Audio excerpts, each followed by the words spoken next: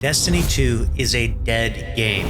It's gone. It's over. There's no need to play it anymore. We can all go back to Destiny 1 now and play that together instead. After all, it was always better, right? How do I know it's dead? Where's the proof? It's easy. Look at the content creators. They're mad, all of them. And if the content creators are mad, then you know Destiny is dead because the game cannot thrive. Nay, it cannot exist without content creators and their favorable opinions. Now, if you didn't catch the joke, everything I just said was sarcasm. Contrary to popular belief, just because the content creators are unhappy doesn't mean the game is dead or dying. In fact, if we look at the population charts on Steam, we can see it's doing just fine. The 3-month overview breakdown of Destiny 2's population goes like this. We have March 28th, 141,000 players on Steam. Now, this is exactly a month after Lightfall came out, and obviously a lot of people were extremely pissed at this point in time due to the narrative shortcomings. But as we fast forward through time here, you can see that the population slowly declines, which is very usual for seasons in Destiny 2. You're going to have a much higher population at the start, and it's going to slowly dwindle until you're at the very end of this season, where we land at 72,000 players. But then, just like a warlock hitting self-res from D1, we have a huge population increase, 186,000 players, and that's because the new season launched, Season of the Deep, that we're currently in right now. And just days later, we got a new dungeon, which also raised us to a new population high, but then begins the typical decline where things get lower and lower and lower to where we're at right now, which is a pretty low 53,000 players. And even though technically 53,000 players is significantly less 6 weeks into this season than it is 6 weeks into the last season, it's unfair to compare the first season of a Destiny launch to the second season. So really the only conclusion we can come to from this data is that Destiny is doing technically fine right now. So we can confirm that Destiny is not a dead game, but we can see that the community is genuinely very upset at the moment with Bungie, and there's a lot of negativity going around, and honestly player sentiment seems to be at an all-time low. But is it justified, or is everyone just being a bit dramatic? That's what we're going to dive into in today's video, and I think it's the combination of the two. You see, normally we see Destiny is dying posts and videos in the last month of each and every season. It's predictable and so frequent it's like Groundhog Day, except instead of a groundhog burrowing out of a hole and seeing its own shadow, it's content creators seeing a decline in viewership. But this time it's different, and I mean that. And the reason why is simple. We've never seen so much uproar this early on in a season. Well, except for maybe year 1 of Destiny 2. But aside from that time, this is unique because we weren't 3 weeks into the season. We already had a ton of backlash. So why so early, and what arguments are justified? These are the criticisms that Bungie refuses to respond to. They've had every opportunity to speak on them, but instead they've given us 10-word twids, which is effectively continuing to pour gasoline on this dumpster fire. The 4 major concerns are these: the servers, the lack of armor sets promised, zero mention of Gambit, and 4th is the greedy monetization in Eververse. It seems like we can't even make it through 1 week without having the servers crash multiple times. What exactly is happening?